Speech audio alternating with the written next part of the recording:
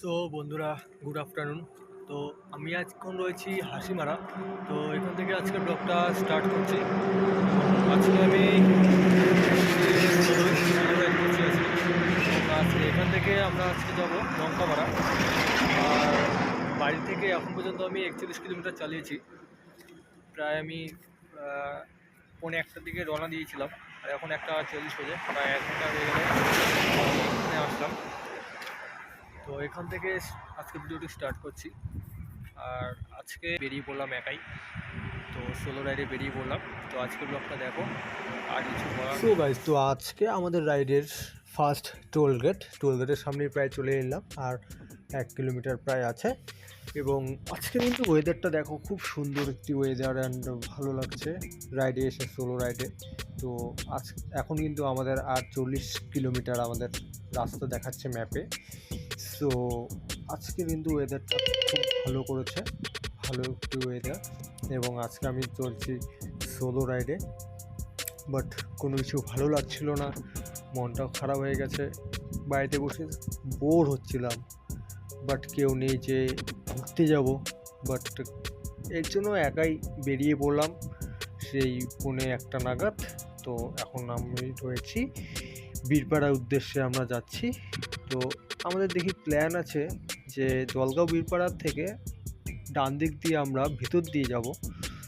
So চলো, ওদিক দিয়ে গেলে অনেকটা শর্ট দেখাচ্ছে আমাকে। আজকে কিন্তু ওখানটায় আমি ফার্স্ট টাইম যাচ্ছি। এর আগে আমি সেই লঙ্কাপাড়ার যে নতুন স্পটটা, তো ওখানে কিন্তু যাইনি। ঠিক আছে, ওটা অনেকটা একটু আলাদা সাইডের ওপর দিকে। অ্যান্ড এর আগে আমরা একটা গিয়েছিলাম যে 15 আগস্টে, একটা ব্লগ তোমরা এর আগে দেখেছিলে। সো ওই ব্লগে কিন্তু আমরা সেই যে নদীটি ছিল নিচে, তো ওখানটায় আমরা গিয়েছিলাম এবং ওখানটায় আমরা ভিডিও বানিয়েছিলাম, তো তোমরা দেখেছিলে। সো এখন আমরা যাচ্ছি অন্য আরেকটি পাশে, আরেকটি স্পট খুলেছে নতুন উপরে, তো ওখানে যাচ্ছি। চলো, এখানে গিয়ে কী কী আমরা দেখতে পারবো, কী কী আমরা করব, সো তোমাদেরকে দেখাচ্ছি। চলো ভিডিওর সাথে থাকো এবং কন্টিনিউ দেখো।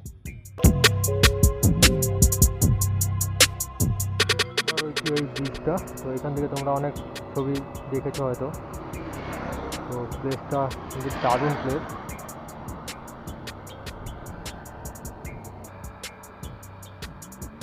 ক্যামেরাটা বোঝা যাচ্ছে না। তো এখন আমরা 5.2 কিলোমিটার দূরে রয়েছি। তো চলো,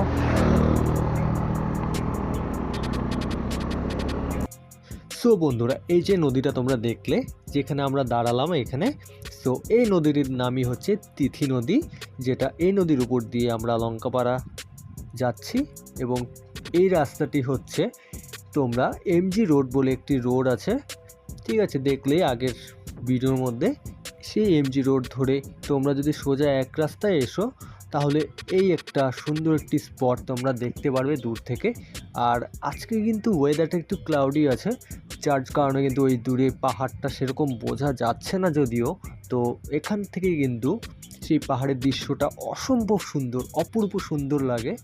সো আমি যে একটু আগে বলেছিলাম যে আমরা শর্টকাট যাব আর কি, জলগাঁও বীরপাড়া হয়ে রাইট টার্ন নিয়ে। সো সেই রাস্তাটা দিয়ে আর যাওয়া হলো না, কারণ কি, গুগল ম্যাপে একটু ভুলবশত মানে আমারই মিস্টেক হয়েছিল, যার কারণে এমজি রোড দিয়ে আমরা এলাম। এবং এলাম তো খুব সুন্দর একটি জায়গা, তো আমি ইউটিউবে দেখেছিলাম, বাট এই রাস্তাটা আমি আর জানা ছিল না।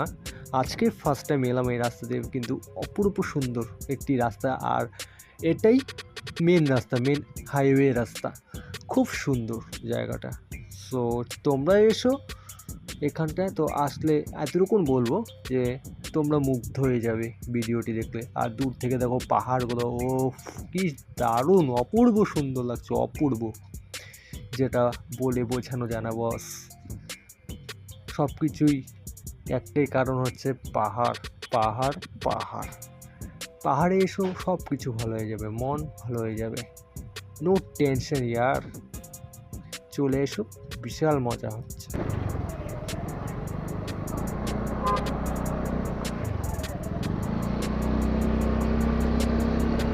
भैया व्यू पॉइंट इस है ना। व्यू पॉइंट है ना जो व्यू पॉइंट इधर से जाइए, इधर से। वो जो आई लव हाँ, लिखा है यही रास्ता है ना? सीधा जाइए। ठीक है, थैंक यू।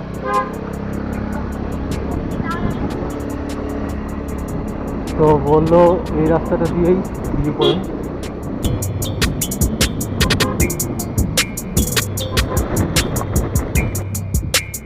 ये कौन सा रास्ता है भाई?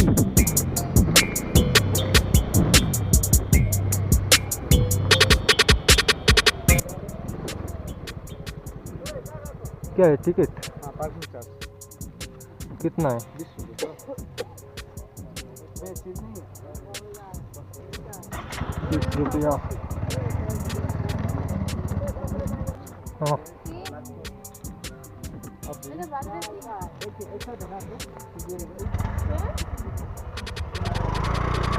এখান থেকে 20 টাকা পার্কিং চার্জ নিল ভিউ পয়েন্টে ঢোকার জন্য।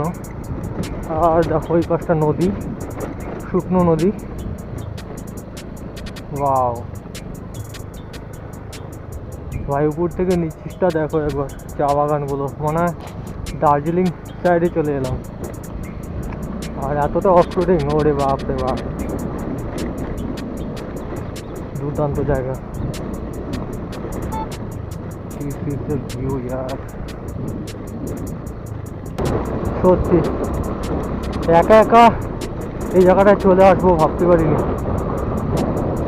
বাট একদম পুরো দারুণ জায়গা একটা।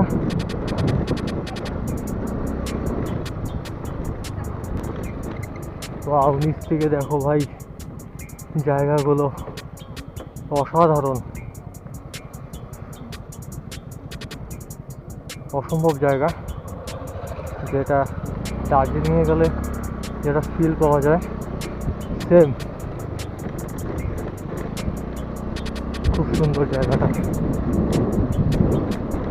এর আগেও রাইডে গেলাম, তখন অ্যাডভেঞ্চার করলাম, আর এই রাস্তার রাইডেও অ্যাডভেঞ্চার করলাম, বেশ ভালোই লাগছে।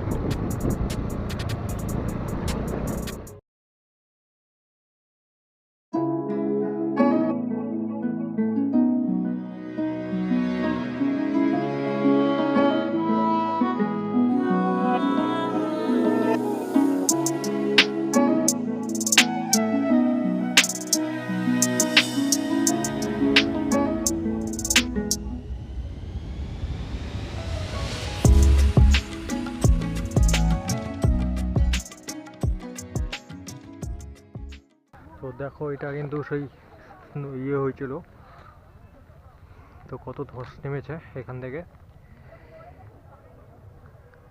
আর এই চত্বরটা হচ্ছে ভুটান, আর আমরা রয়েছি এখন ইন্ডিয়াতে। তো পুরোটাই দেখো শুকনো নদী।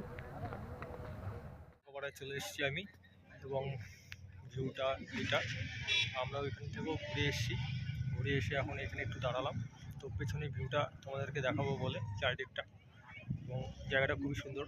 আর আজকে ভ্যালেন্টাইন ডে, এর জন্য ওখানে দেখেছো যে তোমরা যে হাট দিয়ে সাজানো হয়েছে কাপলদের জন্য, এবং আরও কিছু রয়েছে। অ্যান্ড তার সাথে কিন্তু ইন্ডিয়ান ফ্ল্যাগও রয়েছে, কারণ আজকে ব্ল্যাক ডে। তো আজকের দিনে 2019 14ই ফেব্রুয়ারি কিন্তু আমাদের ভারতীয় জওয়ান 40 জন শহীদ হয়েছিল। তো সেটাও কিন্তু সবাই স্মরণ করছে এখানে, তার জন্য ফ্ল্যাগ তুলেছে ওখানটায়, দেখেছো তোমরা। আর আজকের ওয়েদারটা এতটাই ফগ চারিদিকে অনেক ফগ হয়ে আছে দেখো। অ্যান্ড পাহাড়গুলো দূর থেকে প্রায় স্পষ্টভাবে বোঝা যাচ্ছিল না, পুরো ঝাপসা হয়ে গেছে। সানসেট যদি থাকতো হালকা, তো পাহাড়গুলো ভিউগুলো আরও সুন্দর আসতো, কিন্তু এটাও কিন্তু দেখতে খারাপ লাগছে না, যদিও খুব সুন্দর একটি জায়গা, এবং তারপরে এত সুন্দর ভিউগুলো তো দুর্দান্ত। তো আলিপুরদুয়ারের মধ্যে সবচেয়ে কাছের জায়গা হয়তো এটাই হতে পারে বেস্ট, আমার যা মনে হয়। কারণ কি এত সুন্দর একটি জায়গা, মানে খুব সুন্দর, মানে চা বাগান ঘিরে এত সুন্দর একটি পরিবেশ, এত সুন্দর একটি সুন্দর জায়গা। তো জায়গাটা কিন্তু ছোট নয়, অনেক বড়। তো গাইস, এখান থেকে আমরা এখন টাটা বাই বাই করে আমরা এখন বেরিয়ে যাচ্ছি। তো এখানে অনেকক্ষণ সময় কাটালাম, ছবি টবি তুললাম, বাট একা একা এভাবে হয় না, তাও কয়েকটা ফটো তুলেছি। তো এখন আমরা বেরিয়ে যাচ্ছি, আর সময় হয়েছে 3:30।